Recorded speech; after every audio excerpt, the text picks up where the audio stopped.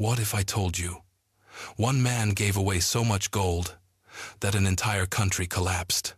No war, no invasion, just money. And the craziest part, you were never taught his name. His name was Mansa Musa. Too much gold changes everything. And this story proves it. In the 1300s, while most of the world was struggling to survive, there was one empire sitting on top of something more powerful than armies, more valuable than land, more dangerous than weapons: gold. Not small amounts, not hidden reserves, but oceans of it. This was the Mali Empire, and the man who ruled it controlled more wealth than anyone in human history. Historians tried to measure it. They came up with a number, $400 billion. Then they stopped. Because the truth is, they couldn't calculate it. Because how do you measure someone who owned half the world's gold? Too much gold changes everything. But wealth alone doesn't change history. What you do with it does. And Mansa Musa was about to do something the world had never seen before. In 1324, he made a decision. He would travel to Mecca. But this wasn't a journey. This was a signal, a message, a display of power so overwhelming that no one who saw it would ever forget it. He didn't move like a king. He moved like a force. 60,000 people, 12,000 servants, hundreds of camels, each camel carrying over 100 kilograms of gold. A moving river of wealth, crossing the desert, day after day. The line stretched beyond the horizon. People heard about him before they saw him.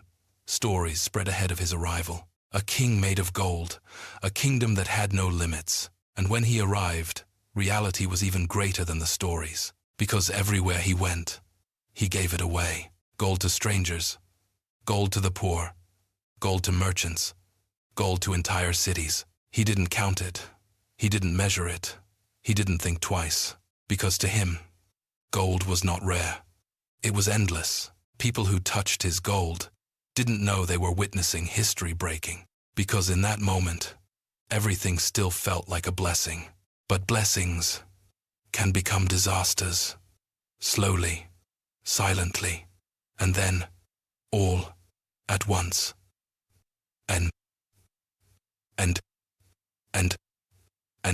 when he reached Cairo, something shifted. At first, nothing seemed wrong. Markets were active. People were celebrating. Gold was everywhere. Too much gold changes everything. Then prices began to rise. Slowly at first, then faster, then uncontrollably. Because when something becomes too easy to get, it stops being valuable. Gold, the foundation of wealth, became common. And when gold became common, money itself lost meaning. Trade broke, confidence collapsed, and the system started to fall apart. In that moment, people who had nothing suddenly had gold. But that gold could no longer buy what it used to, and everything they believed about wealth shattered. One man had accidentally broken an entire economy. No army could have done that. No king could have planned that. Too much gold changes everything. In today's world, this would be like flooding an entire country with unlimited money overnight. Prices explode, savings become worthless, stability disappears. That is exactly what happened. And for the next 10 years, Egypt suffered, not because of war, not because of disease, but because one man had too much power and gave away too much of it. One man, one decision, one collapse. And then, something even more unbelievable happened. On his way back, Mansa Musa understood. He saw the damage, he saw the consequences, and for the first time, the richest man in history had a problem money couldn't easily fix. So he tried anyway. He borrowed gold back, at high interest. He paid more than it was worth, just to remove it from the system, just to restore balance. Think about that. The only man rich enough to break an economy was also the only man rich enough to try and fix it. That level of power has never existed again. But Mansa Musa wasn't just wealth. He was vision. He was legacy. He was transformation. He didn't just move gold. He moved ideas. He built mosques that still stand. He built schools that changed minds. He built cities that became symbols of knowledge. He turned Timbuktu into a place where scholars gathered, where books were more valuable than gold, where learning became power.